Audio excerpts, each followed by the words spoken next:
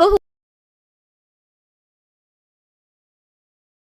बहू प्रिया को आदत थी हर काम में शॉर्टकट ढूंढने की, क्योंकि उसे हर काम में आलस आता था। अरे यार, दूध गर्म कर दो ना। अरे पेट में जाके तो दूध ठंडा ही हो जाना है ना, तो ठंडा ही पी लो ना। अरे तुम मेरा सर गर्म मत करो यार। अच्छा है, सर गर्म हो जाए तो सर पे दूध रख लेना, वो भी गर्म हो जाएगा। एक बात बताओ, तुम इतनी आलसी क्यों हो? अरे बोलो ना, इतनी आलसी क्यों हो? प्रिया, जवाब दो। जवाब देने में आलस आ रहा है।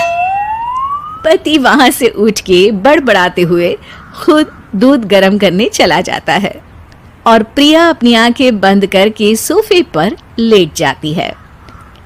प्रिया की इस आदत का घर वाले सबको पता तो था ही, अब तो बाहर वाले भी उसको आलसी बोलने लगे थे। अरे बहू सुन ना, एक गुड न्यूज है। क्या माँ जी, आप सब कुछ मेरे नाम करने वाली हैं क्या? अरे बस तेरा दिमाग पैसों में ही लगा रहता है। माँ जी, आपको तो पता है कि मैं गांधी जी की कितनी बड़ी फैन हूँ, और गांधी जी तो नोट पे ही मिलते हैं ना, इसलिए पैसों के अलावा कहीं दिमाग ही नहीं रहता। वैसे गुड न्यूज़ क्या है? अरे गुड न्यूज ये है कि मेरी कुछ सहेलियां आने वाली है। ये भी कोई गुड न्यूज़ है क्या? जब भी आपकी सहेलियां आती हैं, मेरे किसी ना किसी काम में खोट निकाल की जाती हैं। हमेशा कोई कमी दिखी जाती है उनको मेरे काम में, और मुझे आलसी बोलते हैं वो लोग। अरे तो ऐसा समझ कि आज तेरे पास मौका है उनकी नजरों में अच्छा इंप्रेशन जमाने का। कैसे कैसे? उनके लिए खाने की इतनी स्वादिष्ट चीजें बना कि वे उंगलियां चाटती रह जाए। माँ जी, ये तो आप मुझे नया काम पकड़ा रही हो। अरे मेरी सहेलियों से तारीफ पानी है कि नहीं? हाँ, पानी तो है। तो बस जाओ, बन जाओ बावर्ची, लगाओ तड़का, कल शाम को आएंगी वो। अगले दिन सास सुबह से घर के बाहर अपनी सहेलियों के पास चली जाती है, और शाम को सब प्रिया के हाथ का खाना खाने घर आते हैं। आज देखते हैं कि प्रिया बनाती क्या है। हाँ, पिछली बार हमने बोला कुछ हल्का खाएंगे तो पापड़ फ्राई करके ला दिए थे बस। हाँ, और उसके पहले जब आए थे और बोला था कि भारी खाना खाना है तो तरबूज काट कर ले आई थी। बोल रही थी तरबूज भारी होता है ना। अरे बस भी करो, इतनी बुरी नहीं है मेरी बहू। तभी बहू वहां खाना लेकर आती है। पनीर कोफ्ता, भिंडी मसाला, शाही मसाला, दाल, डबल तड़का, लच्छा पराठा, मिस्सी रोटी। अरे बस बस बहू, इतना सारा खाना। अरे अभी तो और भी है, फ्राइड राइस भी है अभी तो आपके लिए, और हाँ, अरे सूप लाना तो भूल ही गई मैं। अरे लगता है पिछली बार की कमी आज पूरी कर ही देगी बहू। हाँ, आप खाइए तो। हाँ, खाएंगे तो सही, इतना खाना बना तो दिया है, अब देखना भी तो पड़ेगा ना कि बना कैसा है। हाँ, लगा ले भोग खुद को।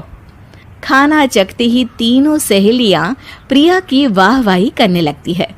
अरे शानदार, जबरदस्त, जिंदाबाद, मजे आ गए प्रिया। प्रिया की सास भी कमाल है, बहू को क्या जायकेदार खाना बनाना सिखाया है। अरे मान गए भाई, इतना अच्छा खाना तो हम में से किसी की बहू नहीं बनाती, और हम भी नहीं बनाते, झूठ क्यों बोले। अरे बस करो, खाने पे ध्यान दो, बोलती ही रहोगी तो खाओगी कब। ये लो, थोड़ा पनीर और ले लो। सास भी सहेलियों के साथ खाना खाने लगती है, पर बहू के साथ अपनी भी तारीफ सुनकर सास मन ही मन फूली नहीं समा रही थी। प्रिया ने बड़ी खुशी से सबको खाना परोसा, और सब ने झट से खाना खत्म भी कर दिया। राधे राधे, मजा आ गया। और थक गई खाना खाते खाते, अब बस बिस्तर लग जाए मेरा। अब तो जब भी मेरे घर मेहमान आएंगे प्रिया को ले जाया करूंगी खाना बनाने के लिए, मेहमान भी खुश हो जाएंगे। सास खुश है कि प्रिया की इमेज अपनी सहेलियों के सामने काफी सुधर गई है। प्रिया खाने के बर्तन समेटती है। इतने में तीनों सहेलियां हाथ धोने किचन में चली जाती है। तभी एक सहेली देखती है कि किचन स्टैंड पर कागज पड़ा हुआ है। वो सोचती है कि कागज को डस्टबिन में डाल दे। जैसे ही वो उसे उठाती है तो देखती ही रह जाती है। दरअसल वो एक बिल है जिसमें वो सारी चीजें लिखी है जो उन्होंने अभी अभी खाई है। वो चुपचाप बिल उठाकर बाहर आ जाती है और उसके पीछे बाकी दो सहेलियां भी आती हैं। प्रिया, खाना अच्छा बनाया था, सच कहूँ तो बहुत अच्छा बनाया था। थैंक यू, बहुत अच्छा लगा सुन के। हाँ, पर जिसने बनाया वो इतनी तारीफ सुनता तो उसे और भी अच्छा लगता। क्या मतलब? ये बिल देखो, तुम्हारी बहू ने ऑनलाइन ऑर्डर किया था खाना। अरे तारीख तो आज की ही है ना? हाँ, आज की ही है। प्रिया, ये सब सही है क्या? प्रिया अपना सर झुका लेती है। सास सब समझ जाती है कि बहू की चोरी पकड़ी गई है। इतना भी आलस अच्छा नहीं प्रिया। अरे बता ही देती कि बाहर का खाना है, मैं बाहर का खाना खाती नहीं हूँ। तीनों सहेलियां वहां से जा रही होती है कि तभी उनमें से एक मुड़कर कहती है, अब ये तो बताओ कि खाने की रेटिंग बहू को दे या डिलीवर करने वाले को।